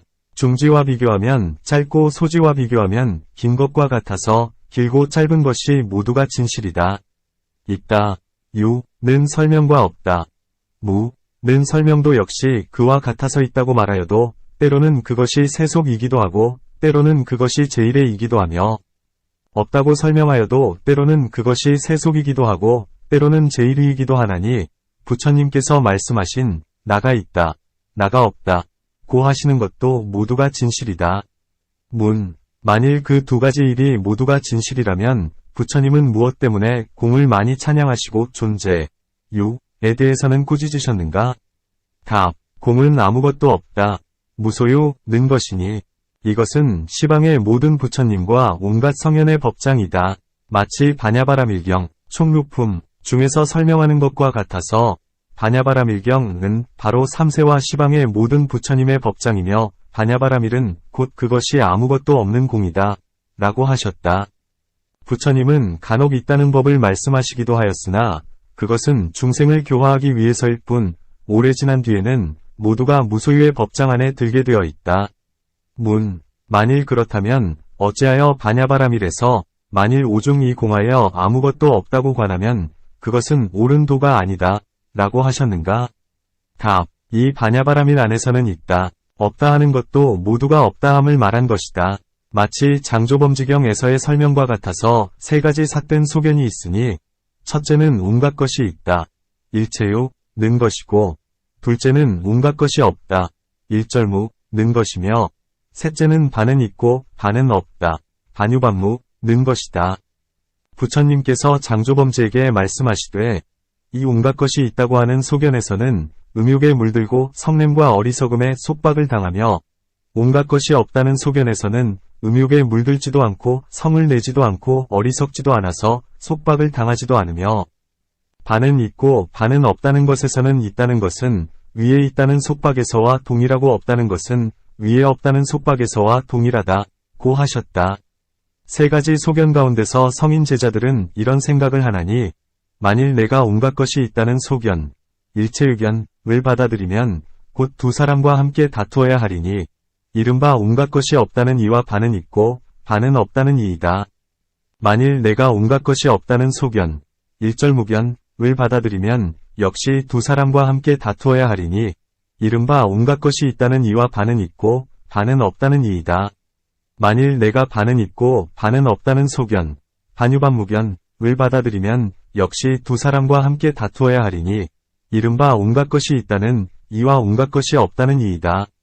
다투기 때문에 서로가 비방하고 서로가 비방하기 때문에 괴로운 소견에 이르게 되리니, 이 다투고 비방하고 괴로워함 때문에 없다는 소견도 버리고 그 밖의 소견도 받아들이지 않을 것이요 받아들이지 않기 때문에 곧 또에 들어간다, 고한다. 만일 온갖 법들이 공이라는 것에도 집착하지 않으면 마음의 다툼이 생기지 않고 다만 번뇌, 결사만이 제거될 뿐이니 이것을 진실한 지혜, 실지라 한다. 만일 모든 법의 공한 모양을 취하여 다툼을 일으키고 번뇌가 소멸되지 않았다면 이 지혜에 위지한 것이라 해도 이것은 진실한 지혜가 아니다. 마치 부처님께서 하신 말씀은 중생을 제도하기 위하여 말씀한 것이라 이것은 진실하지 않음이 없건만은 다만 중생들이 그 안에서 집착하고 집착하지 않음이 있기 때문에 진실하고 진실하지 않음이 있을 뿐이다. 이와 같은 갖가지 인연 때문에 부처님의 신업, 구업, 위업에는 과실이 없으며 이 때문에 부처님의 몸과 입과 뜻은 먼저 아신 연후에야 지혜에 따라 행한다 고 말하는 것이다. 처음에 몸에도 과실이 없고 입에도 과실이 없고 기억에도 과실이 없다 고 하고서 이제는 또 신업, 구업, 위업은 지혜에 따라 행한다 고 하는데 그 뜻에는 어떤 차별이 있는가? 답. 먼저 세 가지에 과실이 없다 는 데서는 인연을 말하지 않았고 지금은 인연을 말하면서 먼저 헤아리지 않으면서 신업, 구업, 위업을 일으킨다면 과실이 있지만 부처님은 먼저 지혜로서 신업, 구업, 위업을 일으키기 때문에 과실이 없다. 또 부처님은 세 가지의 정업과 세 가지의 적정업과 세 가지의 불우업을 성취하셨다.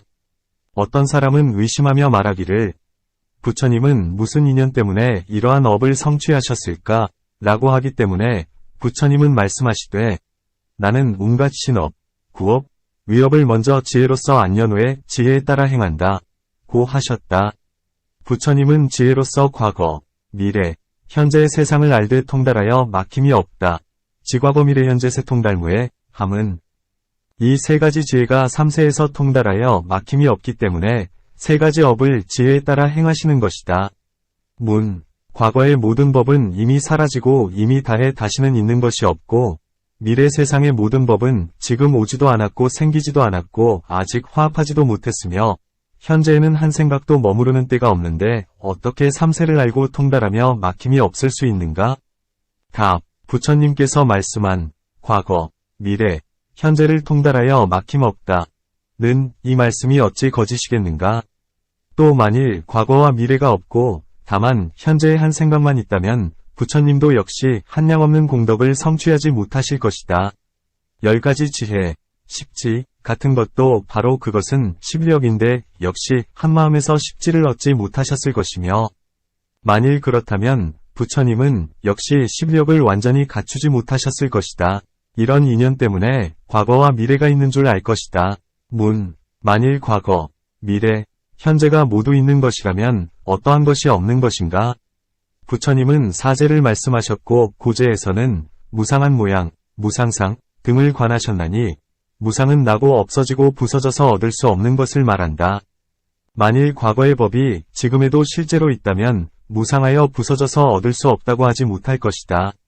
또 만일 과거, 미래, 현재가 모두 있는 것이라면 곧 항상하다, 상는 데에 떨어질 것이다.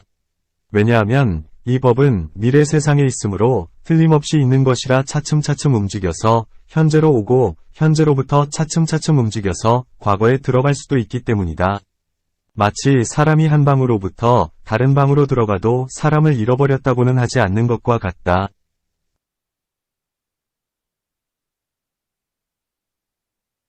답. 만일 잃어버리지 않았다면 무슨 허물이 있겠는가? 만일 무상함이 없다면 죄도 없고 복도 없고 나는 것도 없고 죽는 것도 없고 속박도 없고 해탈도 없다. 죄라 하면 살생 등의 십불선도를 말하는데 만일 무상함이 없다면 살생 등의 죄도 없다.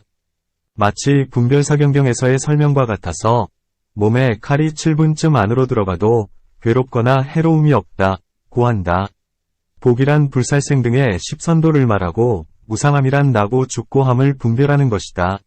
만일 무상함이 없다면 역시 나고 죽는 것도 없고 속박도 없고 또한 해탈도 없을 것이니 이러한 것 등에 한량없는 허물이 있다.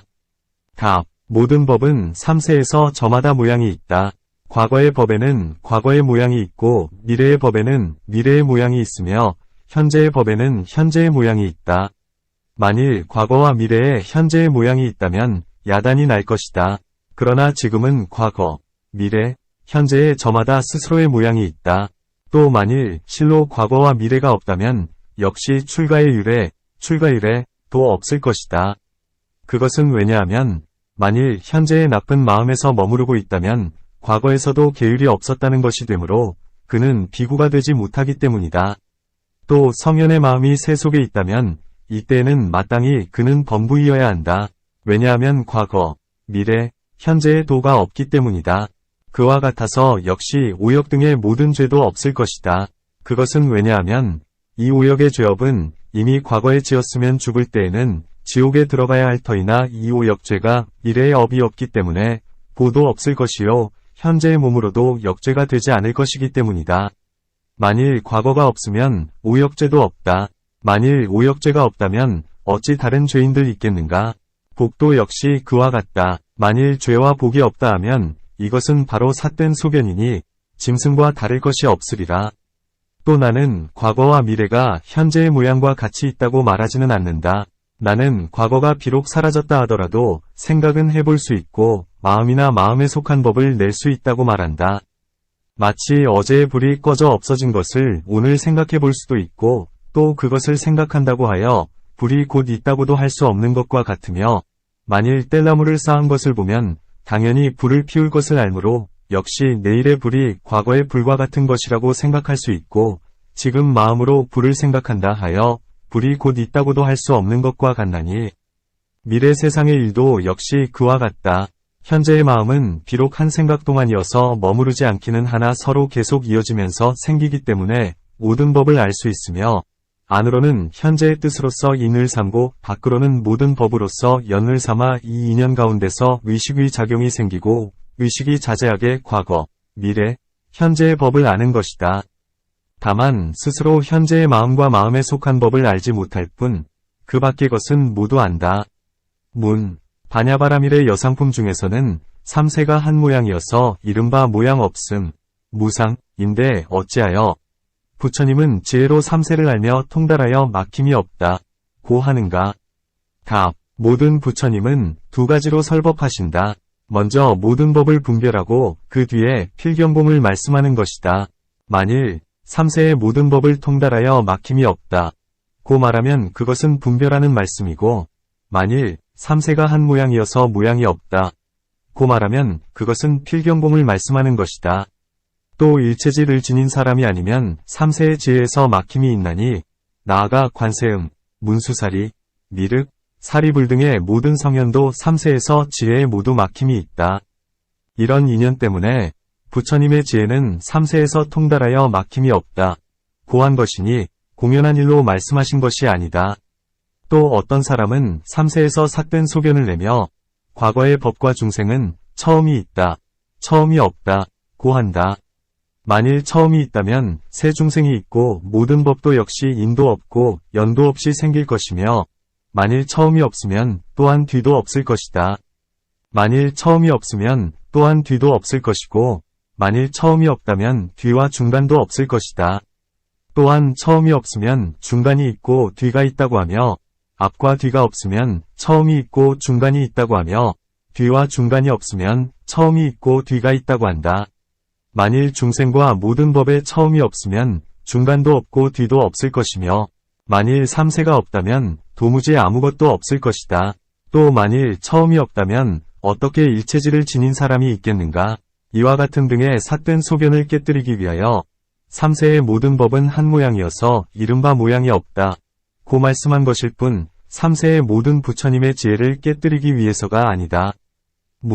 모양 없는, 무상, 그것은 끝, 이 있는 것인가?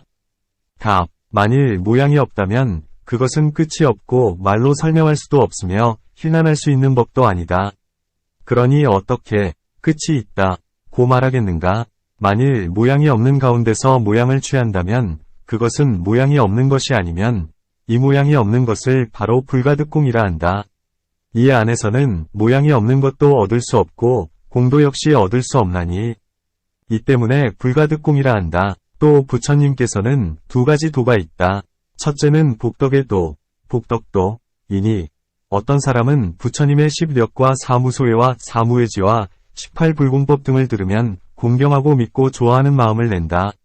둘째는 지혜의 도, 지혜도이니 어떤 사람은 모든 법은 인연이 화합하여 생기기 때문에 자성이 없다.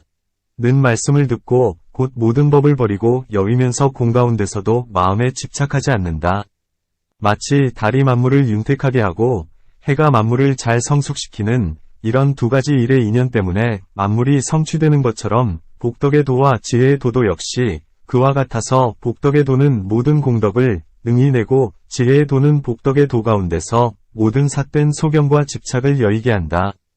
이 때문에 부처님께서 비록 모든 법은 필경에 공하다 고 말씀하신다 하더라도 역시 3세에 통달하여 막힘이 없다 고 하심에는 허물이 없다.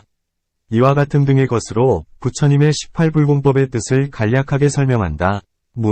만일 그렇다면 가전연이자는 무엇 때문에 10력과 사무소회와 대비와 3불공이지를 18불공법이라 하는가?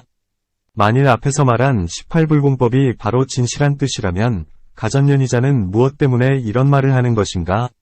답, 그 때문에 가전연이자라 한다. 만일 석가의 제자, 석자라면 이런 말을 하지 않는다. 석가의 제자가 설명한 것이 바로 진실한 불공법이니 부처님의 법은 한량이 없다. 이 36종의 법은 부처님 법 중에서 마치 큰 바다의 한 물방울과 같다. 법 또한 적지 않는데 무엇 때문에 거듭 18을 헤아리겠는가? 또 모든 아라함과 벽지불과 보살은 역시 시처를 알며 3세의 업과 과보와 모든 선정 내지는 누진지 등을 분별하는데 어찌 불공법이라 말하겠는가? 성문이나 벽지불이나 보살은 모두 다 알지도 두루 알지도 진지편지 못한다. 다만 통과명이 있을 뿐으로 힘, 력이 없다. 유독 부처님만이 모두 다 알고 두루 알기 때문에 불공이라 하나니 마치 10력 중에서 설명한 것과 같다. 답, 부처님은 10력의 이치를 말씀하시면서 모두 다 알고 두루 안다 고 하시지 않고 시처를 아신다 고 하셨다. 모두 다 알고 두루 안다 는 것은 바로 모든 논의사들의 설명이다. 그대는 먼저 스스로 말하기를 마하연경 가운데에서 부처님은 보살을 위하여 스스로 모두 다 알고 두루 안다 고 말씀하셨다 고 했다.